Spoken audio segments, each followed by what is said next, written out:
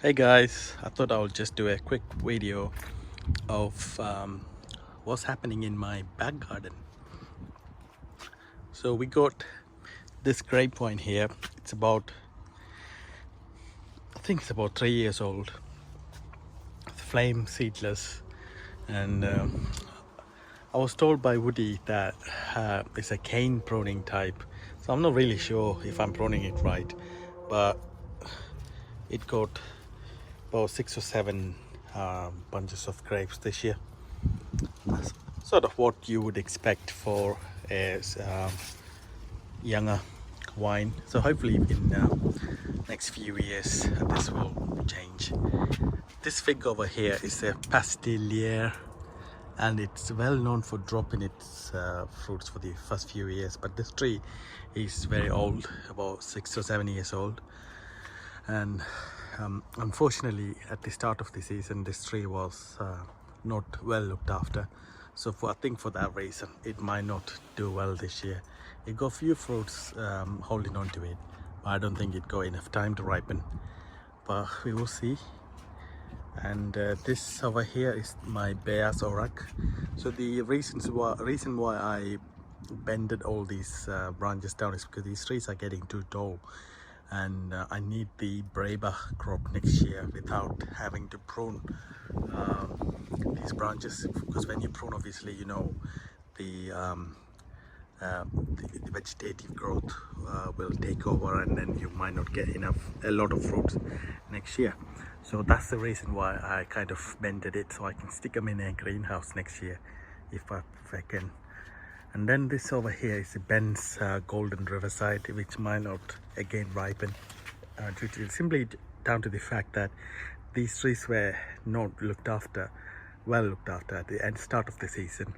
They were neglected, and now they are in a better location now that I have greenhouses, and almost all my other trees are in the greenhouses as well. This over here is Progiotto Fiorentino, and then I have grafted some white Madeira figs onto it. The Progiotto Fiorentino, it's a nice variety if you can ripen these figs on time, but not really as good as the white Madeira. But as you can see, my grafts have been taken well. 3 grafts, that one is coming as well. This is my peach peregrine. I had about 20 fruits this year, but unfortunately we had a lot of windstorms this year, and some of the fruits fell, but we had about 15, and we still got about 5 more left on the tree. But as you can see, they're good size, so that's okay. This is my pear tree conference every year. It doesn't take a break. It's absolutely covered in fruits. And then we got my plum tree, unknown variety. I was told it's opal, but it's not. It's very late. It's probably plum Tsar or Czar, the Russian plum, I think. I'm not sure. Anyway, I think it's that variety, but it got a few plums this year. I think it's a biennial type. Last year it was loaded, and this year it got a few fruits. So, and I've got a few sunflowers here. Probably will win the smallest or shortest sunflower competition, because I didn't plant them there. These were the bird seeds that just fell from there. Now we got some fig trees dotted around the garden. These fig trees will be taking over the garden in future, and this plum tree will hopefully I can get rid of it, but if it's not really great. And then we got our Red Love era apple tree here, doing really well, and a few more peach trees. This peach tree was heavily infested by peach leaf curl. I should have taken off all the fruits and let the tree recover this year, but I didn't. which was a big mistake, and as you can see, as a result of that, the tree is suffering. So it might not do anything next year, but I'm thinking about getting rid of it, because we already got 6 or 7 peach trees already planted and doing well in the allotment. So that peach tree over there and this one I might transplant, or I might just get rid of it. I already planted a fig tree there, which will take over the space of these 2 peach trees. Sorry about the washing line. Got a Greek fig called Vasanta, and some more apples down there. This variety over here is the black Ischia or black Acacia. It's very early and prolific variety. Even for our this year, we had a shitty summer so far, and we had a really great spring. And with this kind of weather, the figs either they will drop their fruits or they just don't form. But this variety does well even in such weather conditions, so it's a good variety to look out for. It's very similar to Negroni, but my Negroni over there hasn't got any fruits on it, so it's controversial. And then we got the most amazing Desert King fig trees here, and my Red Love Calypso over there. The Desert King was absolutely loaded with figs. We picked about 50 fruits, and then I kind of forgot about it, and then came back one day only to find out that the birds had a go at it. So we lost about 25 fruits or something. I then went ahead and covered all the fruits so that we can at least eat those.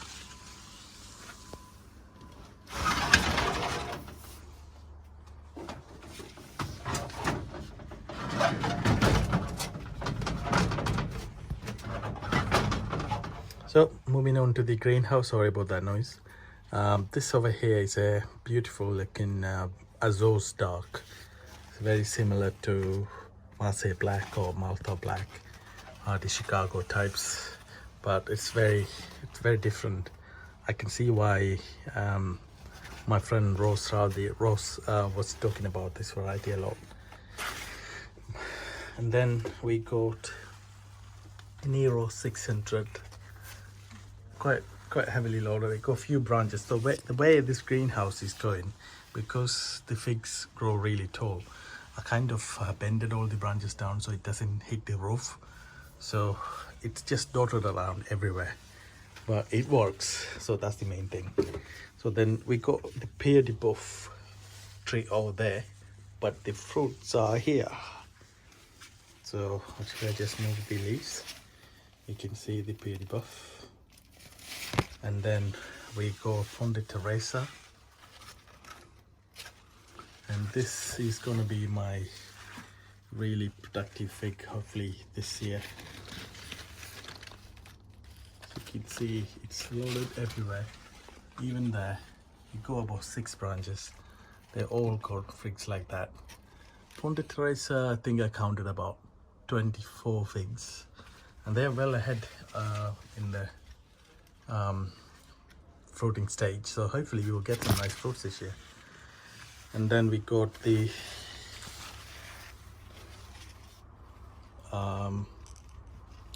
what's it called, Moro di Caneva, and that's also looking quite promising to me. And then I will have to go through the fig canopy, or thick canopy. So this is the Dotato Nero. I left one fig, one main crop, because it's a super late variety, and even now I just took one off. I might take one more off, because I want all the energy to go on that one fig, which is ahead of all the others I had, simply because this is a super late and super rare variety, so I wanted to try it. And it got one Brava just hanging in there that will never ever ripen.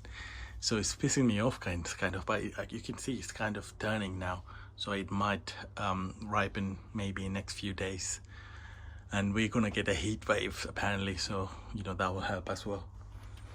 And some more figs here, they haven't got any fruit, so I won't really talk a lot about it.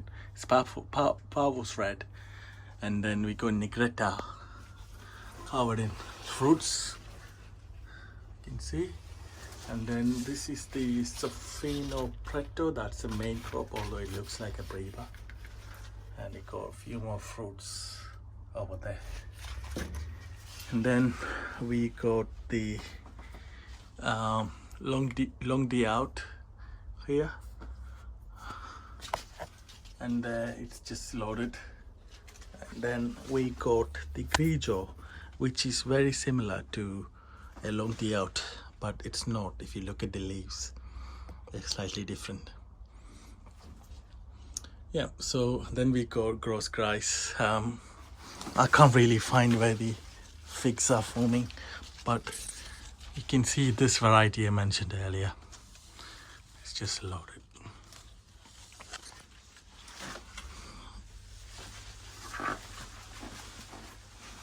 It's hard to even maneuver around this place.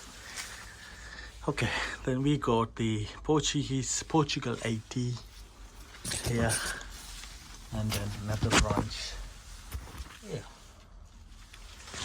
So that's Portugal 80. So all the other varieties in here, maybe about 6 or 7 more varieties, don't have any fruits. Got all the cherry tomatoes. This is the variety called Tomato Berry. As you can see, they're absolutely delicious. And then we got Sun Gold. They've all hit the roof last month, I think, and I had to cut them down, so stop the growth. Then we got the fig variety Smith, nice and early. Then we got the Violet the Pizza, about 4 or 5 figs I think. The Smith is actually grafted on panache, so they're doing okay. And then we got another beautiful variety that I'm growing for the first time. It's Sun Peach. Sun Peach here. This is Santa Orange. And then we got another fig tree here called Noir de Carême. Beautiful Brevas ripening. And then we got the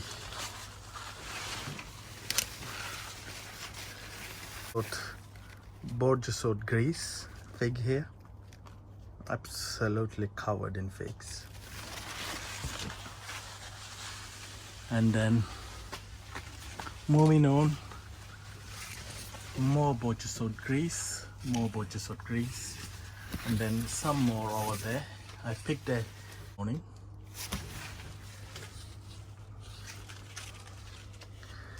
And this over here is the Borgesot Noir. And then we got the Martinica Remada.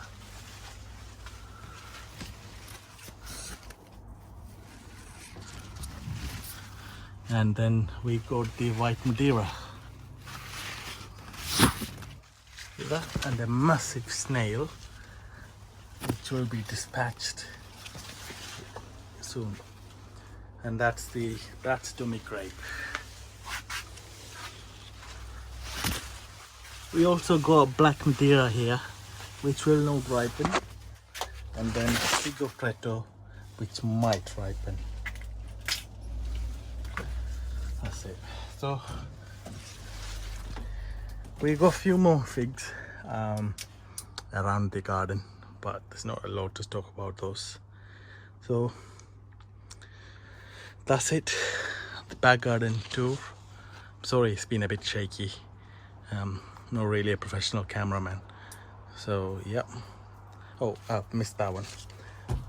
We also got a nice variety called Fico Salam. Thanks for watching. See you later.